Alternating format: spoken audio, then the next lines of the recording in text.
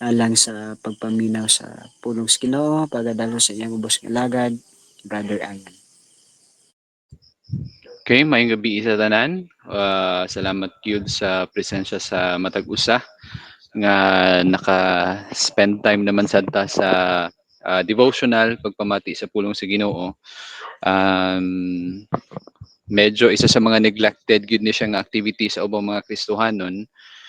But we must be reminded nga ang pag-feed, pagpakaon sa atong mga kalag is a requirement. Si Jesus Christ mismo nag-ingon ana nga man shall not live by bread alone, but by the word of but by every word that comes out from the mouth of God. So, importante gyud kayo ang pagpakaon. Delikado kayo kung obese ta diri sa kalibutan pero spiritually malnourished kay ta, especially that we're into spiritual warfare. So salamat gid kayo sa kahigayunan nga naka-join naman sad ko sa atong devotional. Kag nakita na ko maskin online lang inyong mga profiles, malipayon, medyo nakapadasig sa tua. Actually medyo bag-o ra sad ko na abot. Then nag-prepare ko dayon kagikan mi sa high school kay nagtudlo sa mga kabataan sa mga high school. If you're familiar with OCC, Operation Christmas Child sa Samaritan Spurs, so ongoing na sa third batch na ta. So salamat gyapon ko sa Ginoo kay nagpadayon ang paggamit sa atong mga talents and skills nga gihatag sa Ginoo para sa atoa, ug sa presensya gyud sa kada usa, sa mga supportive nato nga mga kaigsuonan nga naka-join nato karong gabi una. So salamat kayo sa Ginoo. All glory and praise belong to God. So para sa ato ang devotional karong gabi una, sa dali ramang murag may munubo-nubo ra ni siya. So we'll be reading a couple of verses from the book of Mark, chapter 11, verses 12 to 14. Dayon mo laktaw tas up to 20 and then 21.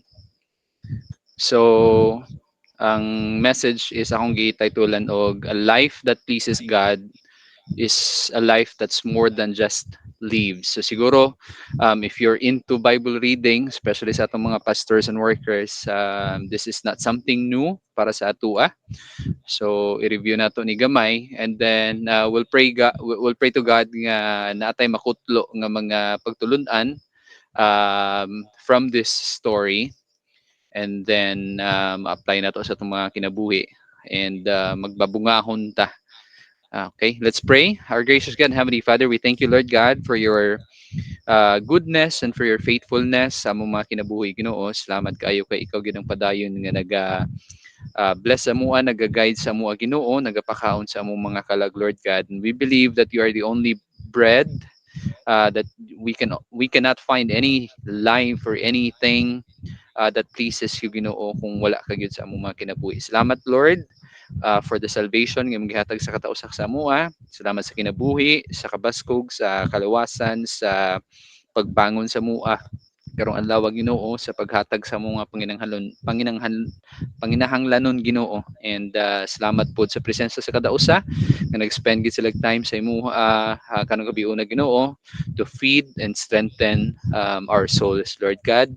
And we pray that you continue to enlighten us, Lord. We believe, and naibaw kami, Ginoo, nga wala gid mi arang mahimo para sa among mga kaugalingon, Ginoo, kundi even ang pag-interpret and pag-study, mag-meditate sa imong mga pulong, Ginoo, kung dili ka mo enlighten sa katausa sa amo, Lord, through the power of the Holy Spirit. And we pray, Lord, and we plead this evening you continue to enlighten us, nga makita namo ang imong mensahe, Ginoo, ang imong mga pulong ug dili ang among mga kaugalingon, Ginoo. And we also pray, Lord, and plead in the name of your only begotten Son Jesus, Lord, nga ipasabot sa mua ang imong message ning karong gabi una, Lord, and give us open the eyes of our hearts, give us a humble heart, Lord God, before you, aron nga kung unsa may imong message karong gabi una, Ginoo, makapadasig, makapukaw sa among mga kaugalingon, Ginoo, para mas mapuslanon pagid kami, mabungahon gid kami, Ginoo, sa pagpangalagad sa imuha, Lord. And among itugyan kanimo ang tanan, even the remaining parts of our devotional this evening, Lord God. We bless man ang kadausa, even those who are might not be able to join us tonight, Lord. This we pray in Jesus' name. Amen. So again, padayon ta sa atong devotional karong gabi una. So again, we will be able to read this, although naa siya'y mabasa sad ni siya sa in Luke. Pero for tonight, ang atong pagbabasahon, Mark chapter 11 verses 12 to 14, and then jump to 20 and 21. So mo ni siya yung nakasulat. Now the next day, when they had come out from Bethany, he was hungry. And seeing from afar a fig tree having leaves, he went to see if perhaps he would find something on it. He came to it. He found nothing but leaves, for it was not the season for figs. In response, Jesus said to it, "Let no one eat fruit from you ever again." And his disciples heard it. Mulaktaw ta sa verse 20 to 21 because na insert na inahitabuan ni dire, which is not totally related sa um, mauning kwento or storya. So mulaktaw sa verse 20 to 21. Now in the morning, as they passed by, they saw the fig tree dried up from the roots. And Peter, remembering, said to him, "Rabbi, look, the fig tree which you cursed has withered away." Nagbutang sa ko diri sa buwan nga version. Sa sunod nga adlaw, samtang namalik sila gikan sa Betania, gigutom si Jesus. Nakita niya sa layo ang usa ka kahoyng igera nga nanahon pag-ayo. Miduol siya sa kahoy aron pagsusi kung may bunga ba kini. Apan sa pag-abot niya, mga dahon lamang ang iyang nakit-an kay dili pa manting bunga. Miingon si Jesus sa igera, "Sukad karon wala nay makakaon sa imong bunga." Og nakadungog niini ang iyang mga tinun-an. Verse 20, ni anang sayo sa pagkabuntag samtang naglakaw sila sa dalan, nakita nila ang kahoyng igera. Nalaya na kini gikan sa kinatumyan ngadto sa mga gamot. Ug sa nahinumdum si Pedro sa pagtunglo ni Jesus sa kahoyng igera, ug siya miingon kaniya, "Magtutudlo, tan-awa ra, namatay ang kahoyng igera nga imong gitunglo." So, mao ni atong pamanadungan karong gabi una about sa kahoy nga igera nga according sa Cebuano nga version, um, nanahon pag-ayo pero walay nakitang bunga si Jesus Christ sa maong kahoy sa fig tree. So if we try to understand and analyze or summarize ang story kay pila ra man ang verses, ang context niya si Jesus Christ ug ang iyang mga disciples, namiya sila gikan sa Bethany, kalimutan ako ang Bethspani ba tong isa, although magtapad naman na sila nga mga lugar, mga cities, and they're heading towards the Jerusalem. Ang sunod nga nahitabo magud ani is mao na tong nisulod na si Kristo dito sa templo sa Jerusalem, katong kung sa Katoliko pa nga pagtulunan mo tong bindita sa Lukay nga successful nga pagsulod ni Kristo dito sa Jerusalem. Mo to'y sunod nga nahitabo after ani. So they were leaving from Bethany, ninaog ni sila gikan sa Nazareth to Galilee, panaog diri sa subay sa bandang Jordan River, panaog, and then naabot sila tong from Jericho, niadto sila sa Bethany, pasulod ni sila paingon sa Jerusalem. But on their way paingon sa Jerusalem, nakita ni nila ang fig tree. Yung mga nangipanggutom na sila, dahil nakita nila ang fig tree. Ang disappointment part ani kay as Jesus approaches the tree expecting to find figs, mga bunga sa kahoy nga igera, wala siya nakita nga bunga kundi puro dahon. Sa Cebuano nga version, nanahon pag-ayo. So Jesus was expecting something bunga nga ilang antang mapuslan, makaon. But since wala siya nakakita, Jesus then curses the tree saying, "May no one ever eat from you again." Kumbaga wala na yung makakaon sa imong bunga forever. And then disciples witness nadunggan to nila, and then pagkabuntag kay sa storya ni makita nato nga nagbalik-balik ni si Jesus Christ from Bethany ning sulod sa Jerusalem. Pag-abot sa gabi balik na pud sila din sa Bethany, balik na pud sila sa Jerusalem. So ningon ana ang background ani na sa siguro sa pag gikan sila sa Bethany, paingon sila sa Jerusalem, morning na kuha nila ang igera, and then pagbalik nila mo na itong nakita ni Pedro nga Lord, tanawa ra ang kahoy nga igera nga imong gi-curse, wala na, nalaya na. So what can we take away from this story? Daghan man ni siya og kuan, doon na kay tulo ka pointers ani. Jesus' proclamation isn't the result of the low blood sugar fueled vindication. Kumbaga wala niya gitunglo ang fig tree just because grabe na gid kay siya kag gutom yun. But it is a prophetic illustration. Dunay mga couple of verses nga nagprove nga Israel, ang nation Israel was compared to a fig tree. So muning ubang mga verses dere, like for example Hosea chapter 9 verse 10, I found Israel like grapes in the wilderness, sa in New King James Version of translation. Pero if you will also read Jeremiah 8 and Micah 7, so gikumpara siya sa isa ka fig tree. So it is a prophetic illustration, ug isa sad ni sa mga hinungdan hindi ang fig tree kundi ang buong nation Israel gyud nga there were instances nga tatlo ka records sa Biblia as far as I know and as far as I can remember nga ninghilak si Jesus Christ ug usaning nga parte, ikaduha nga instance nga nakahilak gyud si Jesus Christ about sa nation Israel kay grabe gyud ka kuan ka gahi ba pati yung lisura. So several prophets in the Old Testament again record God comparing a fig tree to Israel, and usually when threatening judgment on the nation. Now, ang Israel's purpose, if we'll go back to the book of Genesis, ang purpose, isa sa mga purpose or main purpose ng sa nation Israel is ipakita sa tibuok kalibutan, sa mga tao sa tibuok kalibutan, that people that worship God alone and is blessed for it. We're blessed because we're worshiping God, and it was God who causes all of the blessings. Dili kay tungod sa atong mga kaugalingong pagpaningkamot. And God chose Israel through the patriarch Abraham to bring knowledge of Him and salvation to the Gentiles.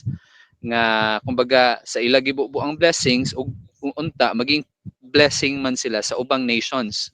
Morning promise ni unconditional promise sa Ginoo kay Abraham. Now the Lord has had said to Abram, get out of your country, from your family, and from your father's house to a land that I will show you. In verse 2, I will make you a great nation. I will bless you and make your name great, and you shall be a blessing. Verse 3, I will bless those who bless you, and I will curse those who bless you. And in all the families of the earth shall be blessed through the nation Israel. Unta. Pero makita nato nga even the leaders of the nation Israel wala gid na please ang Ginoo sa ila, because just like the fig tree, mura ra sila puro puno kay sa dahon, nindot kay ang dahon, kay blooming kayo ang dahon, murag kanunay ginaabunuhan ba, pero ang the sad part is walay makita nga bunga sa ila. Again, especially sa mga church leaders nila mo na medyo sakit kaayong part nga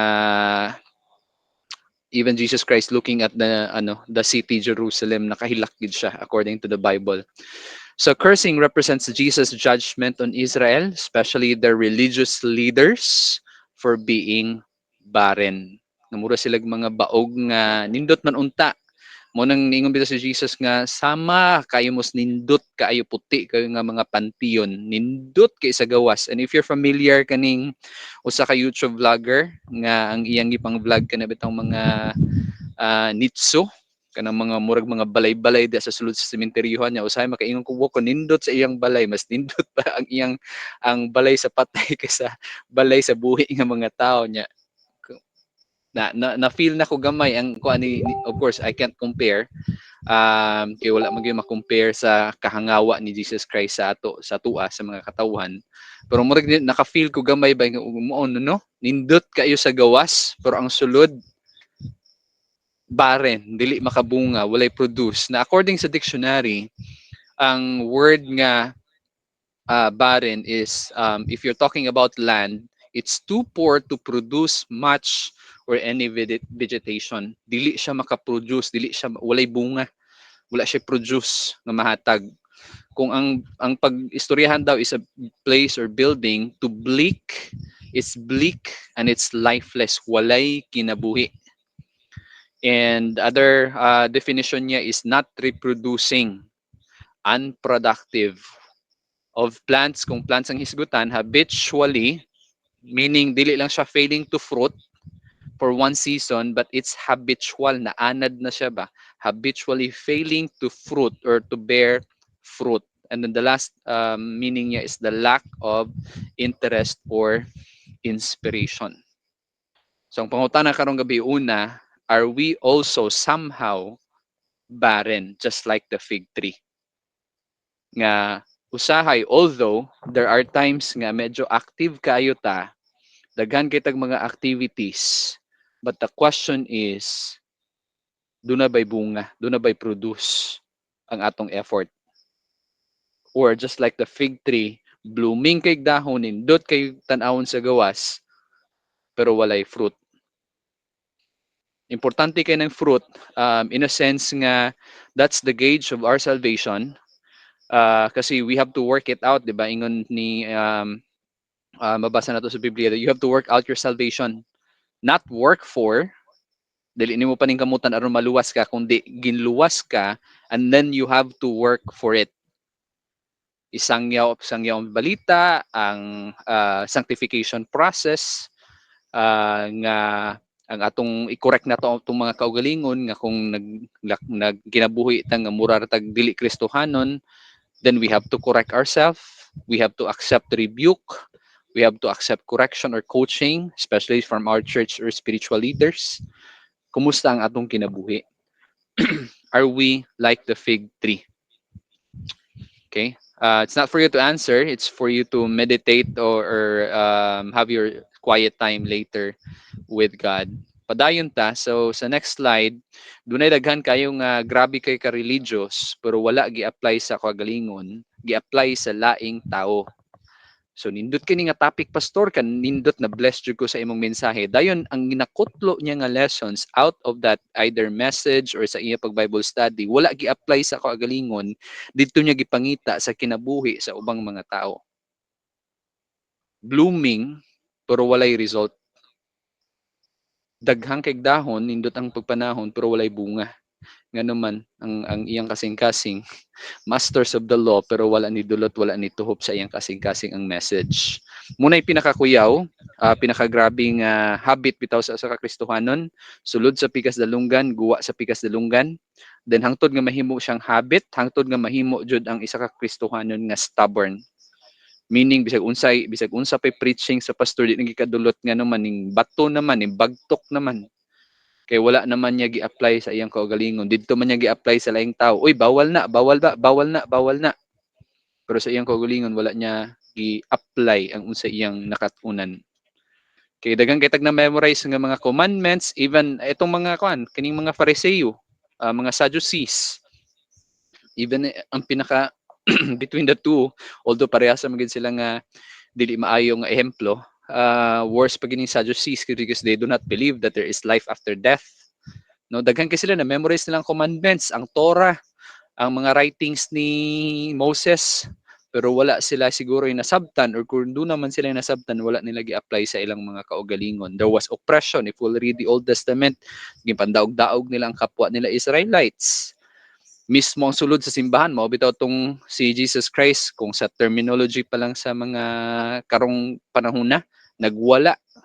Mo tong iyang gipang tuwang tong mga lamesa sa mga nagtinda do sulod sa templo, kay maskin ang sacrifice nga i-offer sa mga tao dito sa pari, dito sa templo, ginegosyo.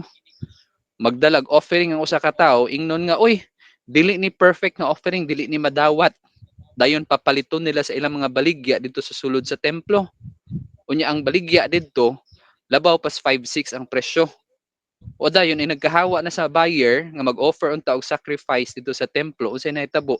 Katong ilang gikuha nga ingon nila nga dili qualified nga sacrifice, ibaligya nila balik sa uban. So pati ang mga sacrifices ginegosyo. Ya, ambot kung nakita ninyo sa newsfeed, even sa social media like Facebook, Nga dunay na mga simbahan nga giparentahan na. Ang ubang mga simbahan nahimo ng pwede ng disco, may mga party na kagabi. Inya ka Sunday dito ra pod place of worship. Naingon ana ng mga panghitabo. So mo ni again, blooming kayo when it comes to religious rituals and traditions. Kahibaw sila, nag-celebrate sila, pero walay bunga. Nindot ang dahon blooming pero walay fruit. Mao ba lang lisod kayo mag-evangelize bitaw? Ngano man, wala may fruit gud nang makita. Ay taga diha day ka nga simbahan day doy. Sige lang. Di lang ko kay murag dunay off sa ilaha nga naman wala nila makita ang bunga. Nakita nila ang dahon nga active kaayo pero ang application, ang changed heart, ang changed mind, ang renewed heart and renewed mind wala ning bunga. So hinaot pa nga dili ta usa sa mga nakasakit sa kasing-kasing ni Kristo, no? They were found lacking in what? Lacking in faith and in trust ang nation Israel. Usahay makaingon ta siguro kung kauban ako si Jesus Christ, maayo siguro akong kinabuhi karon, nindot siguro ko nga disciple, mabungahon siguro ko, di ka sure si Judas Iscariot gani kauban nga gito ni Kristo, wala man. Napoy usa nga disciple ni Jesus Christ. Kung basahon nato utro ang Biblia, si Simon the magician nga nagpa-disciple siya because he was very interested dun sa magic tricks. Para sa iya magic tricks tong gipanghimo nila Peter nga ayong masakiton, mabuhi og mga patay. Dito siya interesado mo tong ning nagpa-disciple siya. Dayon ning offer dayon siya, nakalimot ko sa verse, nag-offer dayon siya, ako nang paliton tudloy ko, bayran ta ka. Naingon ana na ang nahitabo when it comes to, again, doon na tayo mga religious rituals, doon na tayo active kita outwardly sa gawas. Pero sa sulod sa atong mga kasing-kasing kumusta. Nindot kito nga last na mga topic about making biblical decisions sa klase nga reasons nga no gid ang tawo nga unregenerate pa, wala pa na tawo sa espirituhanon, sa spiritual aspect, dili gid siya ang iyang maayong buhat, dili gid madawat sa Ginoo because it cannot please God, because the five criterias dili gid niya ma-meet hangtod nga dili siya quicken sa Holy Spirit, hangtod nga dili siya ma-regenerate. Okay, what else? They lack sincerity. Nga again, ang ila pakitang tao mo gitawag sila ni Jesus Christ, especially gid yung mga Pharisees, gitawag og Sadducees, gitawag sila ni Jesus Christ nga hypocrites, pakaron ingnon lang. Naot nga wala sa ato ana, they lack righteousness. Kung doon may righteousness nga giila sila, mo to ilang self righteousness, panglantaw nila sa ilang kaugalingon, righteous kayo sila. They lack integrity, and integrity even up to these days is pretty important. Important in a sense nga integrity is doing things the right thing even if walay nakakita nimo. Moto na mention ako sa last time nga dunay daghang mga tao mahadlok sa pastor pero dili mahadlok sa Ginoo nga nakakita sa tanang mga butang, nga nakakita og unsay sulod sa kasing-kasing, nga nakakita og unsay gipanghuna-una niya. Hadlok kay sa pastor nga pastor outward ra may makita ni pastor kung unsay atong gipakita ni pastor, no? Pero wala mahadlok sa Ginoo. Ang Ginoo omniscient, He sees everything, even the plans na ihap gani ang atong mga buhok. So they were corrupt. So again, ang pagtunglo ni Jesus Christ sa fig tree is not just because of ang iyang kagutom, but it was a prophetic illustration nga ang Israelites atong panahon na kayong requirement magid sa Ginoo nila ang ilag yung pag-surrender ba, pag-submit gud sa Ginoo, pag-obedient, ang pagka-obedient sa Ginoo as a nation as a whole. However, they were corrupt, and especially their leaders. Now, I remember Pastor Charlie Ravago, one of the pastors, mga nasa reform process, niingon siya that the transformation inside, ang kabag-uhan sa atong kasing-kasing, ang renewing of our minds in Romans chapter 12, should manifest outside or outwardly. Meaning, kung tinuod jud ka nga luwas, kag gibag-o gyud sa Ginoo ang imong kasing-kasing, and lisod man sa gud ni bag-ohon ning kasing-kasing gud og di ita willing nga magpabag-o sa Ginoo, di kita mo surrender ba nga moingon ta, Lord, isurrender na ko 10%. Ako say manage aning 90%. Di magin na mada. Kaya ang 10% nga imong gisurrender sa Ginoo, pag pananglit na lang gibag-o gito sa Ginoo ang 10% tra. That's just ano lang, hypothetical na lang nato, exaggerate na to gamay. Perdihon magin ang 10% sa 90% nga wa nimo gisurrender, patsyon magid na nila. Kay mag-away magining unod nun ug spirituhanon.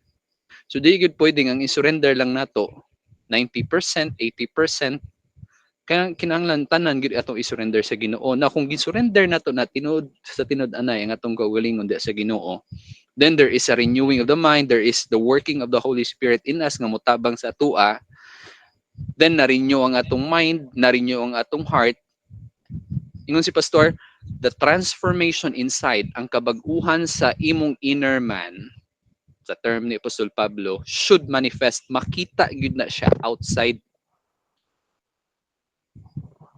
Na kung wala na siya nakita outside, mo to giingon ni Jesus Christ, nga mura na mong mga pantiyon nga puti kayo nindot kay tan-aw sa gawas pero sa sulod puro bukog. Mura na tag fig tree. Nindot kay dahon perti ka blooming.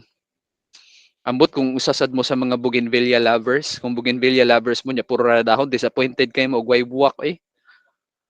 Magsige mo pangutana siguro, magsige siguro mo chat, uy, kumusta kanang giunsa man nimo nindot lagi ng imong bumbil ay kay pati naghanag buwak. Pero kung may buwak puro ra dahon, disappointed jud ka. So it's the same thing sa atong mga kinabuhi. Nga kung puro outward lang ta, walay transformation inside, walay fruit gyud nga wala gyud siya bunga, wala siya padulngan. Mura taga kuan kay pakitang tao ra magud siya. We're doing it out of compliance.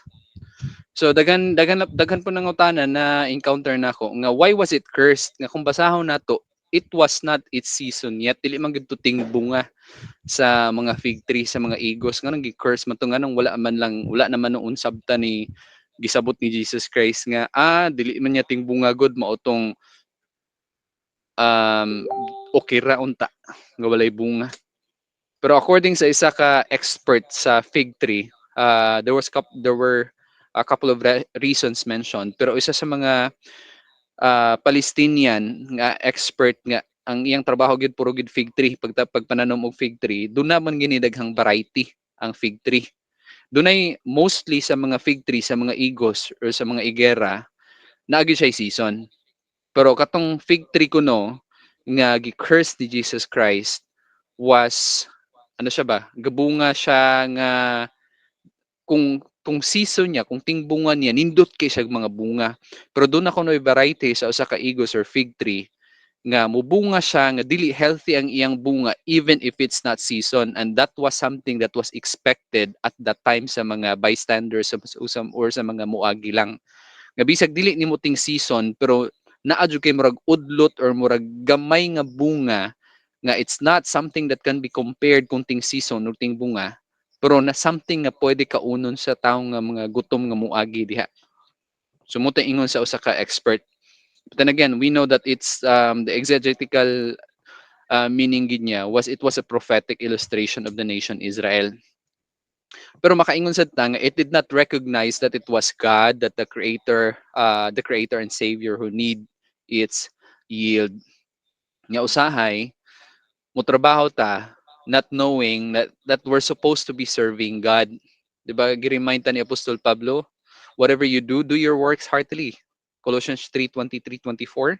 Whatever you do, do your works heartily as for the Lord. You're doing it for the Lord.